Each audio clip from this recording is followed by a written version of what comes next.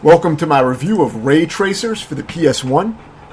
You basically have two modes in this game. You have your time attack, which I believe is kind of like, just trying to beat the stages quicker, for better times. I believe that's what it is, but I didn't try it.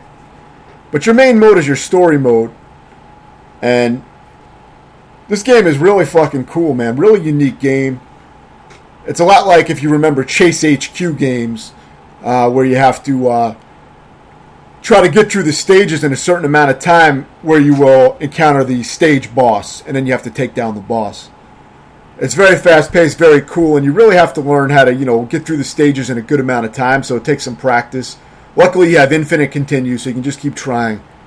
Now, I don't remember if the game has saves or anything like that, but, you can just keep continuing from the last stage you got to. So, if you're playing on an emulator, obviously, you just make a save state at the last level you got to, and that's completely legit. You can just resume next time you play the game. But yeah, I really enjoyed this game. I really like arcade racing style type of games, but I really like the idea of fighting a boss in your vehicle at the end. Very cool. Being able to ram cars, great action. Now I'm gonna actually, as I see this, I'll remember more about the game. Because, like I said, these are my quick reviews, which some of these games I beat a few years ago. But I will link I'll link my tutorial video in the description, and that'll, that has commentary as well, and that explains all my strategies that I use. So, when you take out certain enemies, I don't know if you actually get a time extension for taking out enemies. I don't remember the small details. Like I said, I'm going to cover all the nuances in that tutorial. So check that out. If you may even find it entertaining as another video to watch on the game, since it shows the full game.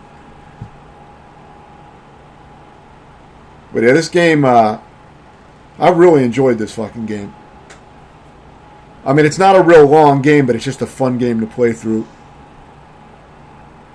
Now, there are different vehicles you can select, maybe 2 different vehicles, something like that. And you will have to watch my tutorial to get more detail about why I selected the blue car over the other car.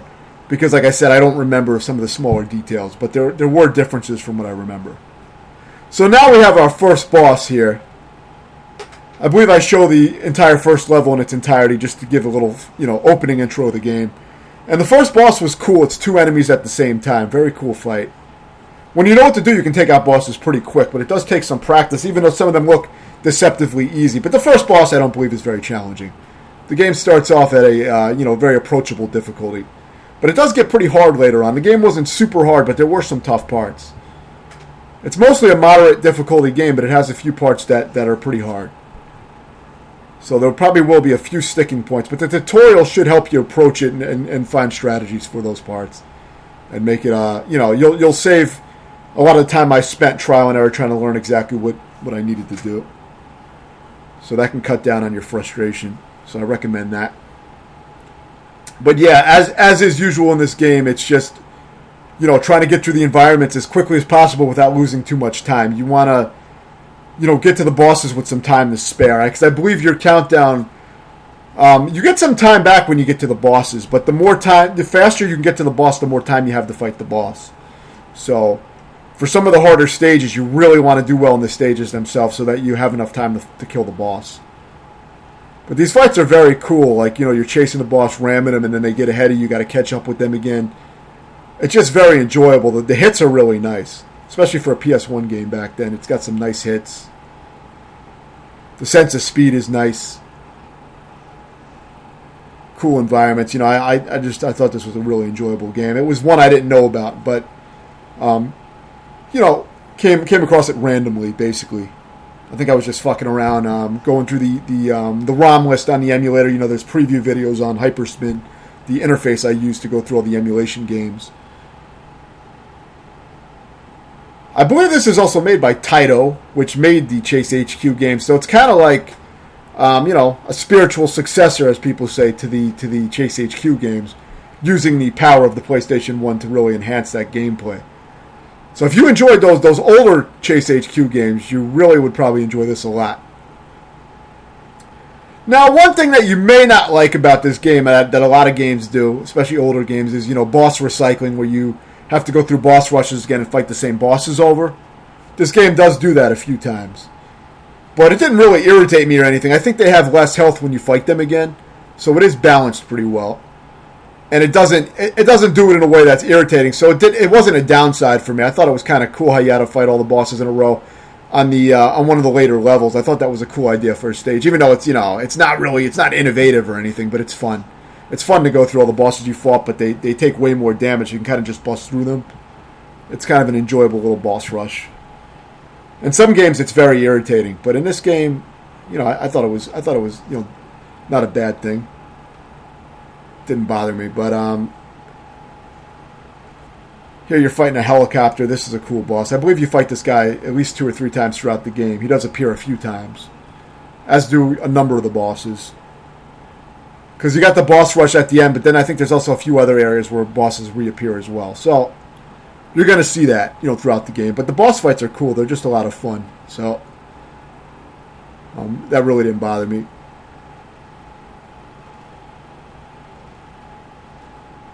In each boss fight, the strategies are a little bit different with how you approach them and attack them and when to attack. None of them are too complicated, though. It just takes a little practice to get the nuances down, and then they're not too bad. The final boss is quite tough, but I found some good strategies for that because it's very hard to even hit the final boss and catch up with him. So I have some very specific strategies that will help you to navigate some of that bullshit and make it a lot more approachable. Otherwise, you can spend quite an amount of time on that final boss. The final boss, I believe, is pretty much a level in itself of just chasing the final boss. This is kind of cool, fighting this construction vehicle that's super fast for a construction vehicle. But this was cool. You had to, plan your openings to get your attacks in. Otherwise, it's easy to get hit. So you got to kind of wait for the right openings to attack. This was one of the better boss fights, one of the more detailed ones. Most of the boss fights consist of catching up and just ramming, without a hell of a lot of thought. But there's a few that are a little challenging. I believe you have a nitro boost too, as shown on the bottom right. And I don't remember exactly how that worked, but it's a limited amount of nitro, I believe. I don't know if it recharges. But the best time to use that is for when trying to get hit on a boss, or if you need to catch up time on certain parts. But that's all part of the strategy as well that I cover, when to use those.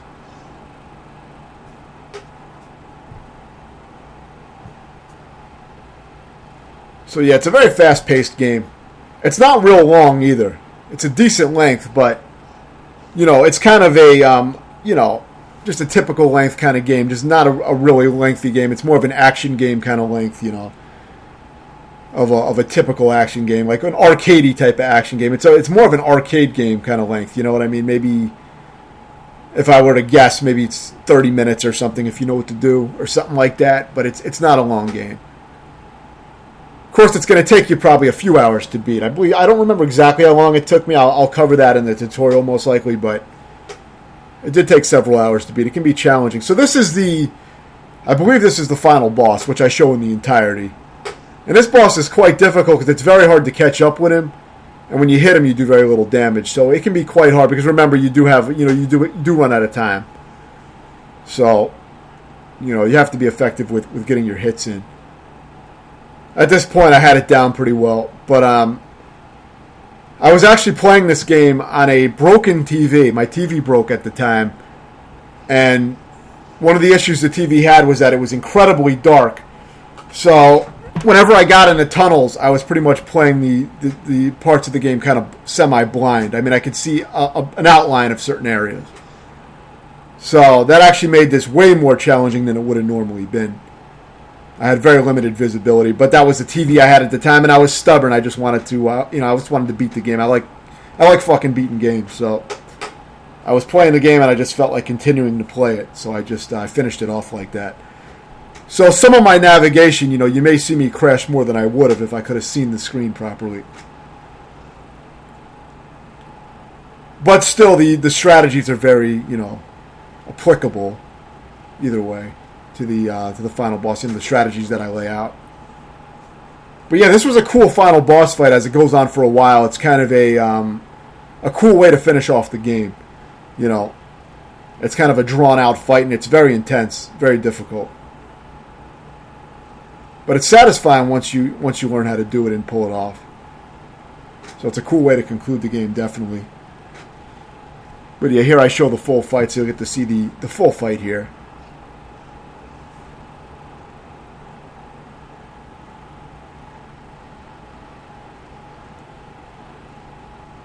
But yeah, I really like these kind of games. I mean, nowadays you do not really see too many experimental games, or you're not going to see a AAA game based just on this concept anymore. You may see an indie game do it though. But even with indie games, I haven't seen many games try to copy the Chase HQ formula, which is a really cool style of game. The idea of having to get through a stage fast and then take on a boss and chase him down and kill him. It's just a very cool arcadey kind of concept, and it's just not something you're going to really see anymore. So this is I would say this is probably one of the best games in that style of game. There's not a hell of a lot of them, but this was probably one of the best ones I played, if not the best one I played in this style. I can't think of another game in this style that comes to mind that was better than this, but there's really not a shitload of these types of games either, so not a lot of competition. You can see that final hit is coming down to the wire now. Only got about 38 seconds left. So it definitely gets intense.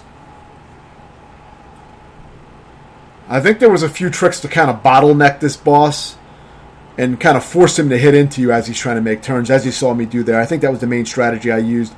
More like making him, cut his path into me and get hit. But yeah, I detail all that. But yeah, very cool game. Very unique. Like I said, there's not a lot of games like this.